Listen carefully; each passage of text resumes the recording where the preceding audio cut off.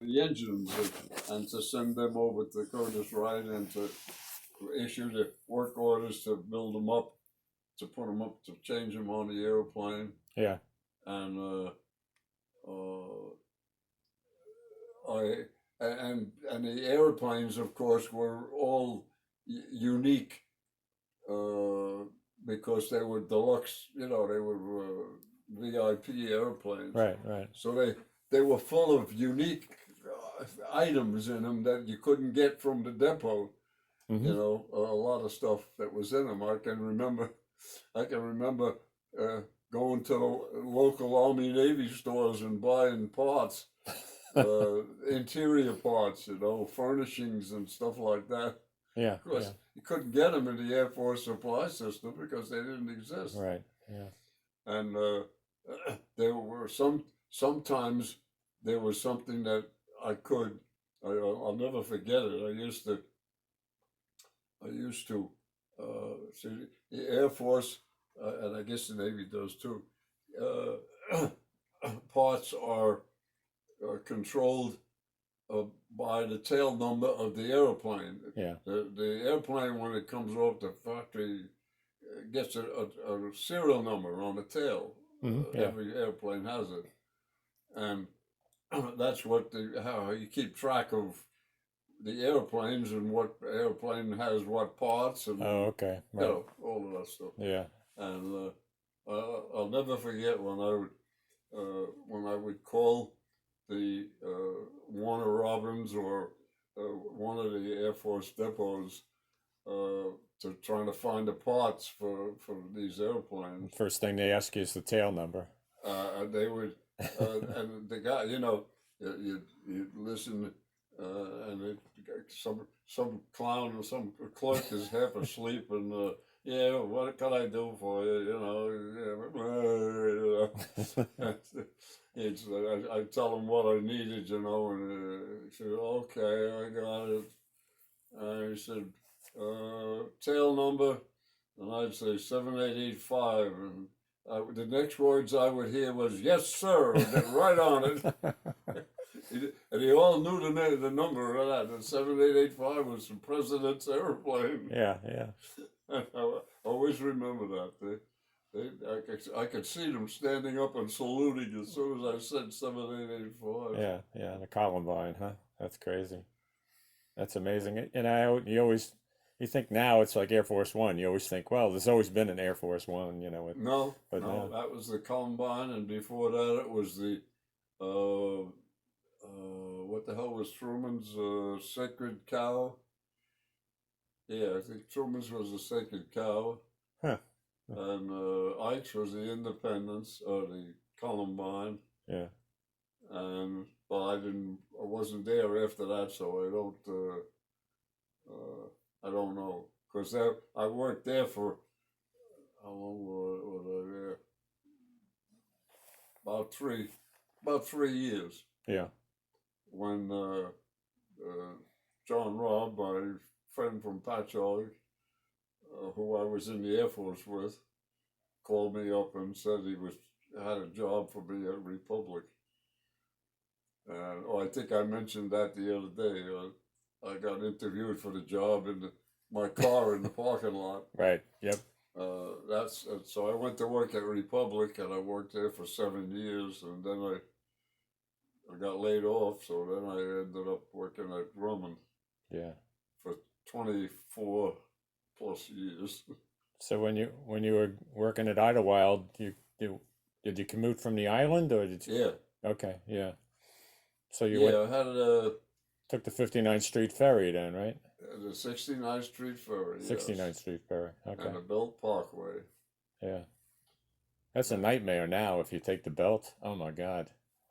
Judy and I, when we go out that way, it's crazy. It's like demolition derby. It's just the traffic and the crazy drivers on the Belt Parkway. oh, I can imagine. It's I can nuts. imagine. I haven't been on that road in God, I don't know when.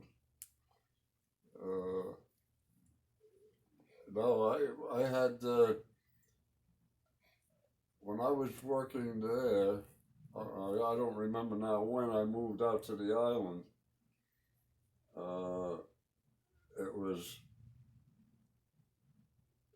was shortly after I changed jobs and moved to I'm trying to remember. I don't recall the sequence. When I went to work, I was still commuting from the island when I went to work at Republic. Mm-hmm. And at some point after that, I don't remember when it was. That's when we said the heck with it, and I'll move out to the island as long as I'm working out there. Yeah, yeah. But we had a couple. I had a couple of guys that I carpooled with. Of course, what we would do is we go down to the ferry. One guy would take his car Okay, right. and drive down to the St. George ferry and go on the ferry, and the rest of us, I guess it was one or two maybe of us, we would ride the train or the bus down, wouldn't take our car down, Yeah. and meet him on the ferry. Okay, right, And right. whoever was driving, if it was me, I'd be on the ferry in my car, Yeah, and the other riders would get on the ferry passenger-wise for a nickel, and Yeah. then we would go out and come back and do the same thing right, right. until I moved out to Bellport, Right. and then ended up in Patchogue. Yeah, I remember Bellport. I remember a tree with a swing on it down by toward the water. And Oh, that Bellport is quite a little village. It's an incorporated village of about, like Lakehurst, about 1 square mile. And it was the main street in Bellport, Bellport Lane, I think it was called, that went down to the water, yeah, the bay. yeah. It looked exactly then, and probably still now, it looked exactly like it did 100 years before. Mm-hmm. They had you couldn't even change the color of a house in the village of Bellport. Okay. Yeah.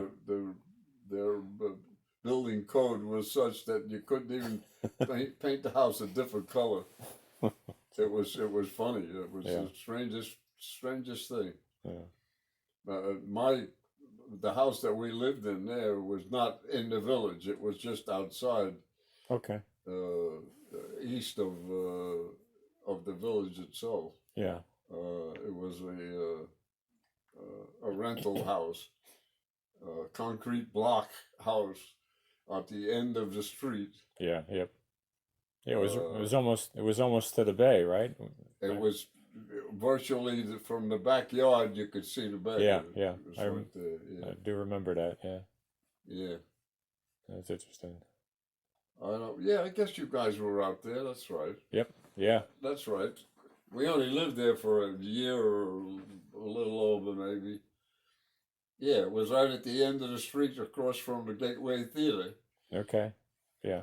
That's the only play I ever saw out on Long Island was at that Gateway Theater. Mm-hmm. Sunrise at Campobello. Oh, no kidding. Yeah. And Yeah, then that was Bellport was famous for the Grucci fireworks. That's where the fireworks factory is.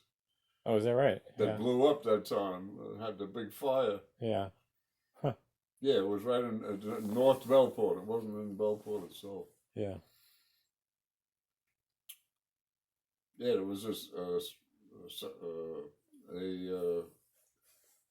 Saucony gas station on the corner of Main Street that I worked in part-time,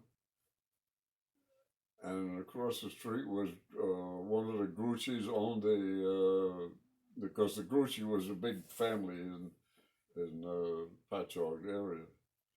One of the big families, Yeah. and they owned a store across the street on the opposite corner, and yeah, we only lived there for a short time, and then we found that house in Patchogue.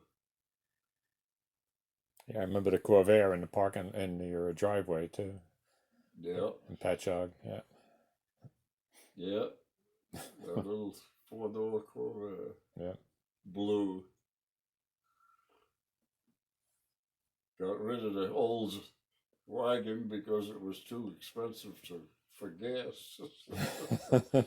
When I was driving into Syosset. Okay. Yeah. No, that's great. Yeah. Yeah, I don't know what you were doing on the Corvair at the time. You were working on it. I remember one weekend we were out there. I forget you were working on something on it. I think it was the back end was up in the air Probably was. or Probably was. well, they had those pushrod tube seals. They're all made of rubber, and the rubber just gets so brittle. Now they make it out of Viton, the pushrod tube seals. You know, the seal on either end of it that the pushrod goes through. And they use Viton material now. It's aircraft material, whatever, Oh yeah. and they don't leak. They're great. You know, you put those things on there, and they're fine. You use it on the oil cooler.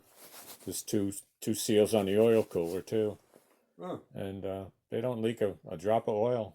They're great. It's nice that they. There's one company up in Connecticut that sells most of the Corvair parts that everybody buys, and they keep going. You know, they keep contracting with different companies to produce, and they buy from GM. GM still makes some of the stuff, so Mm. that's Yeah, I'm always telling people the Dodge family, they are the Corvair family. yeah, Even Cookie had a Corvair van. yeah, yep, yeah. Buddy started it with us, so and Yeah. then we had the Volkswagen bus. I put the Corvair engine into, and then after that we started buying Corvairs. We only had 7 over the years. We got just the one now. I don't even remember what the heck I did with that Corvair. Yeah, they got the bad rap from Nader, but Yeah. they probably still would be making them if it wasn't for him.